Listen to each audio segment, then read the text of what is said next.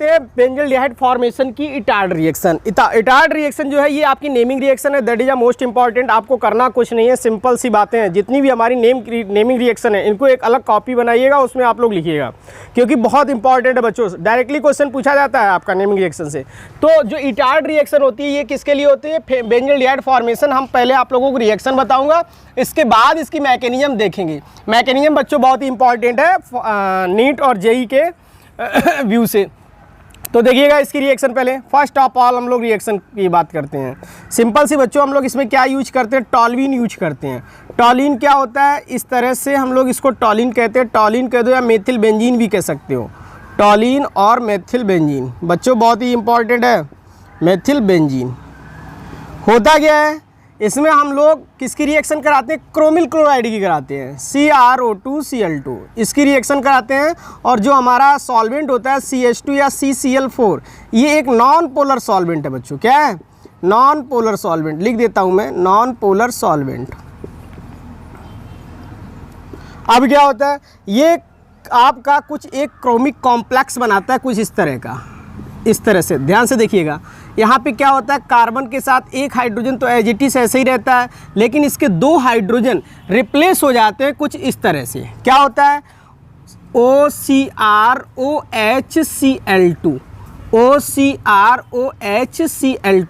बच्चों एनसीईआरटी में आपको क्या दिया गया होगा? कार्बन के साथ ये दोनों ही दे दी गई होगी और होल ट्वाइस करके दोनों यूनिट जोड़ दी गई होंगी। लेकिन बट मैं यहाँ पे आप लोगों को अलग अलग बता रहा हूँ, इसके बाद इसकी मैकेनिज्म आप लोगों को समझाऊंगा।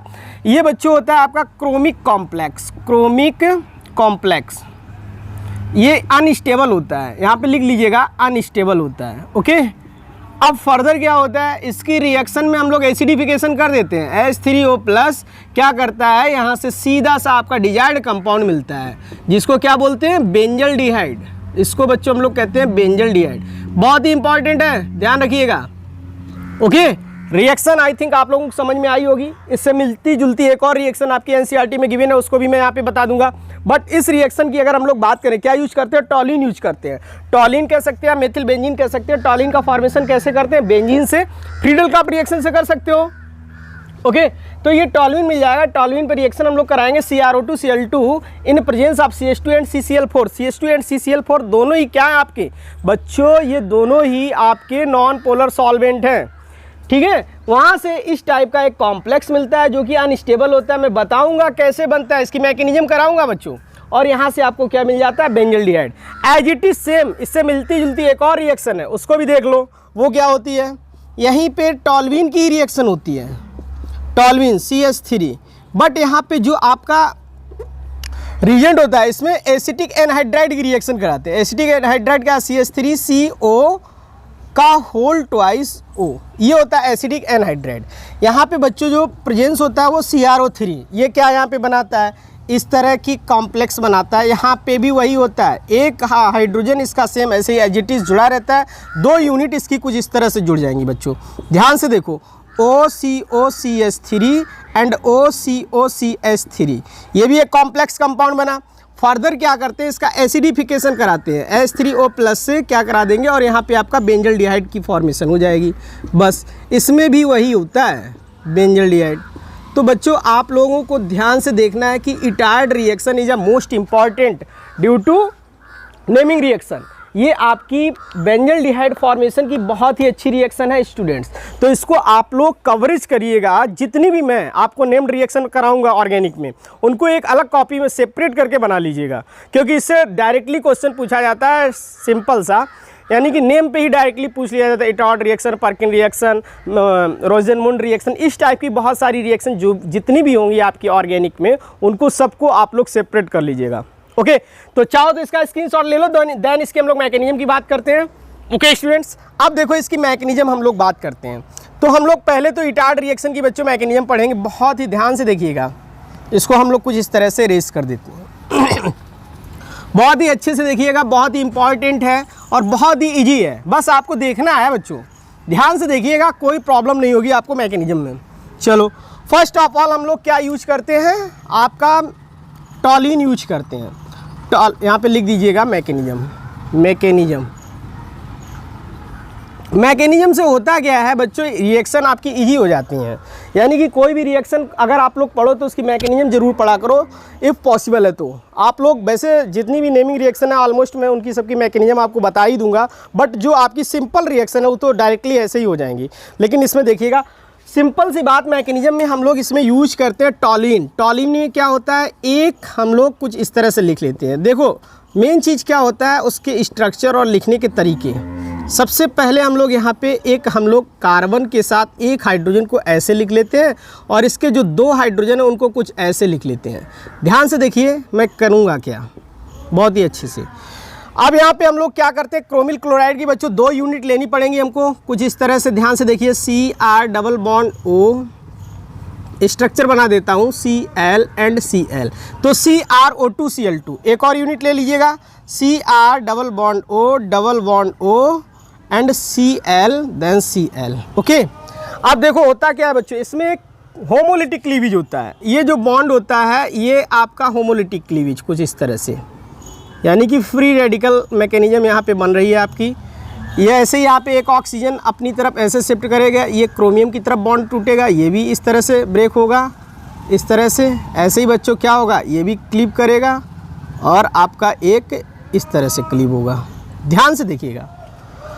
अब देखो ये ऑक्सीजन जो होता है यहाँ पे होमोलिटिक क्लीवेज होने के बाद ये हाइड्रोजन इसके साथ चला जाएगा, ऐसे ही बच्चों ये हाइड्रोजन इसके साथ चला जाएगा, और जो ये वाला ऑक्सीजन है वो कार्बन के साथ कुछ इस तरह से आएगा। ऐसे ये वाला भी ऑक्सीजन आपका इसी, दोनों एक ही में नहीं है बेटा, ये वाला हाइड्रोजन इसके पास, ठीक है। तो अब देखो ये वाला कार्बन के साथ जाएगा कुछ इस तरह से। ध्यान से देखिएगा, यहाँ से कुछ इस तरह का बनेगा कि आपका, मैं इसमें क्लियर कर देता हूँ, बस आपको सिर्फ देखना है बच्चों। यहाँ से कार्बन के साथ एक हाइड्रोजन पीछे लगा हुआ है, यहाँ पे देखो ये कार्बन के साथ कौन आया, एक ये ऑक्सीजन आया, बिल्कुल आया। ओके, इसके बाद क्रोमियम, इसके बाद बच्चों क्या हुआ, ये जो हाइड्रोजन है किसके साथ चला गया, इस ऑक्सीजन के साथ चला गया, तो इसको ऐसे लिख सकते हो OHCl2। Same as it is यहाँ पे भी वही होगा OCrOHCl2। बस समझ में आना चाहिए क्या किया है मैंने। यहाँ पे ये जो डबल बॉन्ड आपके क्रोमिल क्लोराइड के हैं ये कैसे हो रहे हैं, होमोलिटिक क्लीव हो रहे हैं। यानी कि होमोलिटिक में क्या होता है, फ्री रेडिकल का फॉर्मेशन होता है। ऐसे ही यहाँ पे बच्चों हाइड्रोजन भी हमारे होमोलिटिक क्लीवेज कर रहे हैं। और क्या होता है, एक ऑक्सीजन इस हाइड्रोजन के साथ जाता है और एक ऑक्सीजन इस कार्बन के साथ, एक ऑक्सीजन इसका इस हाइड्रोजन के साथ, एक कार्बन इसका इस कार्बन हाइड्रोजन के साथ। ओके, तो कुछ इस तरह से इसको हम लोग बोलते हैं क्या, सिंपल सा क्रोमिक कॉम्प्लेक्स। अब बच्चों क्या होती है, सेकेंड स्टेप में इसका हम लोग हाइड्रोजनेशन कर देते हैं वाटर के साथ, यानी कि OH-। अब देखो क्या है, इस H+ को यहाँ पे थोड़ा ऐसे इस तरह से मैं बना देता हूँ OH, और क्या है बच्चों Cl2, चाहो तो इस तरह से, क्रोमियम है यहाँ पे, क्रोमियम OHCl2। ओके, अब देखो इसको H+ है, इसको इलेक्ट्रॉन्स की रिक्वायरमेंट है, तो ये क्या काम करता है, ये इलेक्ट्रॉन्स इसको प्रोवाइड करता है। बच्चों जैसे ये इलेक्ट्रॉन प्रोवाइड करेगा तो ये अपने इलेक्ट्रॉन खींच लेगा, मतलब इस ऑक्सीजन पे पॉजिटिव चार्ज आ जाएगा। जैसे पॉजिटिव आ जाएगा तो ये बॉन्ड ब्रेक कर देगा, ये खींच लेगा अपने इलेक्ट्रॉन, मतलब यहाँ पे प्लस चार्ज आ जाएगा। देखो कैसे, कुछ इस तरह से। ध्यान से देखिएगा बच्चों, बहुत ही ईजी है, यानी कि इतना कुछ नहीं है। इस पर प्लस आ गया, यहाँ पे हाइड्रोजन, और यहाँ पे बच्चों क्या है आपका ऑक्सीजन के साथ क्रोमियम OHCl2, और यहाँ से क्या बना, ये OH इसके साथ चला गया ना, तो यहाँ से क्या बन जाएगा CrOH। एक देखो OH ये है और एक ये है, तो क्या हो जाएगा OH का होल ट्वाइस Cl2। समझ रहे हो। अब बच्चों होने वाला क्या है, इसके पास होते हैं इलेक्ट्रॉन्स। ओके, ध्यान से देखो, ये इसके पास होते हैं इलेक्ट्रॉन्स। क्या करता है, ये इलेक्ट्रॉन्स अपने इस कार्बन को डोनेट कर देता है।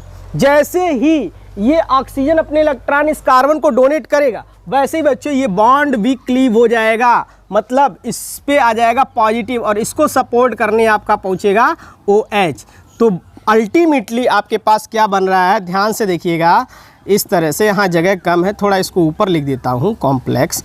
अल्टीमेटली आपका क्या बना, ये बताओ, यहाँ पे डबल बॉन्ड की फॉर्मेशन कर लेगा बच्चों, बहुत इंपॉर्टेंट है। यहाँ से CHO, या ऐसे लिख दो अभी HC double bond O। Okay, और क्या है, ये OH इसके साथ चला जाएगा तो Cr, OH and OH, OH का होल ट्वाइस Cl2, एक यूनिट ये है और एक यूनिट ये, तो यहाँ पे कितनी यूनिट की फॉर्मेशन हुई, 2CrOH का होल ट्वाइस Cl2। बच्चों बहुत इंपॉर्टेंट है, ये बना जाके आपका benzaldehyde, benzaldehyde, that is a most important. I think आप लोगों को सब क्लियर हो गया होगा। यानी कि इटार्ड रिएक्शन में सिंपल सा जो आपका क्रोमिल क्लोराइड होता है वो किस तरह से इस पर रिएक्ट करता है और किस तरह से यहाँ से हाइड्रोजन को लेकर के निकलता है और बेंजल डिहाइड की फॉर्मेशन करता है। Okay students, same as it is इससे ही मिलती जुलती एक और जो रिएक्शन है उसका भी मैकेनिज्म कुछ इसी तरीके से होगा, उसको भी हम लोग देख लेते हैं। चाहो तो आप लोग इसका स्क्रीनशॉट ले लीजिएगा, ले लीजिए। ओके देखिएगा बच्चों, अब हम लोग बात करते हैं बेंजल डिहाइड का जो एक और हमारा इटार्ड रिएक्शन जैसा ही प्रोसेस है, उसकी भी मैकेनिज्म देखता हूँ। कुछ इसी तरीके से बच्चों उसमें भी होने वाला है और आप लोगों को केवल देखना है। देखिए उसमें भी हम लोग बच्चों क्या लेते हैं, टॉलिन ही लेते हैं, टॉल्वीन, इस तरह से। अब बताइएगा, इधर हाइड्रोजन, दो हाइड्रोजन को हम कुछ इस तरह से लिख देते हैं। इसमें भी बच्चों 2 यूनिट यूज होंगी एसिटिक एनहाइड्राइड की, एसिटिक एनहाइड्राइड की 2 यूनिट इसमें भी यूज करेंगे। वो भी देखो किस तरह से मैकेनिज्म होता है, ये भी फ्री रेडिकल मैकेनिज्म देगा। देखिएगा CH3C डबल बॉन्ड O, कुछ इस तरह से हम लोग बनाते हैं एसिटिक एनहाइड्राइड को। बच्चों ये एसिटिक एनहाइड्राइड होता है, एक यूनिट तो ये हो गई एसिटिक एनहाइड्राइड की, एक और ले लो, चलो CH3C double bond O C double bond O and CH3, एक यूनिट मैंने ये ले ली, 2 यूनिट एसिटिक एनहाइड्राइड की ले ली। अब देखो यहाँ पे बॉन्ड का क्लीवेज कैसे होता है, ये तो एज इट इज ऐसे ही होगा। यहाँ पे होमोलिटिक क्लीवेज जो होगा कुछ इसी तरीके से होगा, बट इसमें क्या होगा, ये बॉन्ड बच्चों ब्रेक होगा इस तरह से, ये इस तरह से, ऐसे इस यूनिट में भी होगा, ये इस तरह से, ये इस तरह से। अब बताइएगा आप लोग, यहाँ पे ये हाइड्रोजन चला जाएगा इस ऑक्सीजन के साथ, ये भी हाइड्रोजन चला जाएगा इस ऑक्सीजन के साथ।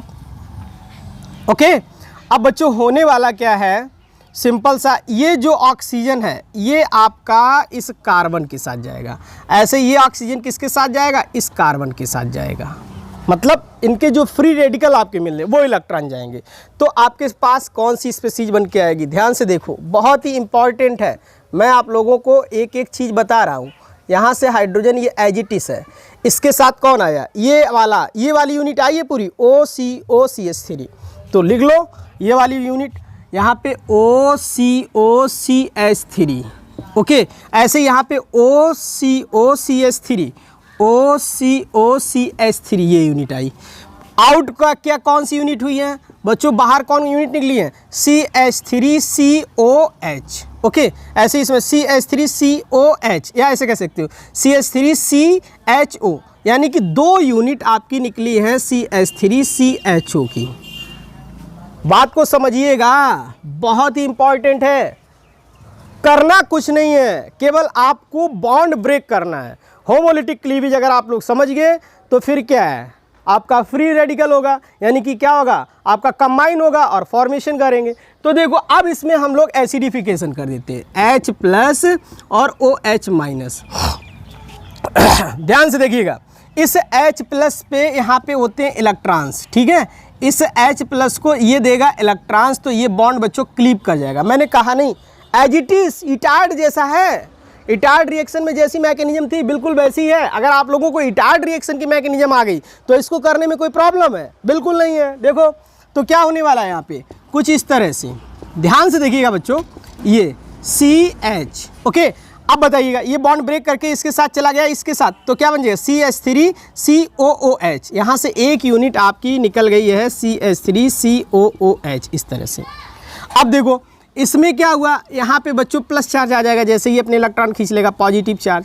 अब इसको कौन सहारा देगा, मैं इसलिए बना दे रहा हूँ इस तरह से जिससे कि आपको सब चीज़ें क्लियर हो जाएं। CH3 अब देखो ध्यान से, ये इलेक्ट्रॉन इसको डोनेट करेगा क्योंकि इस पे पॉजिटिव चार्ज है, या बहुत ही अच्छा। और जैसे ही डोनेट करेगा बच्चों ये बॉन्ड क्लीव कर जाएगा, मतलब ऑक्सीजन अपने इलेक्ट्रॉन को शिफ्ट कर लेगा, क्योंकि जानते ही हैं oxygen is a more electronegative than carbon. तो इस बॉन्ड को ब्रेक करने में कोई प्रॉब्लम होगी, इसको बिल्कुल नहीं होगी, ये बॉन्ड ब्रेक कर लेगा और यहाँ से आपका डिजायर्ड प्रोडक्ट का फॉर्मेशन कर देगा।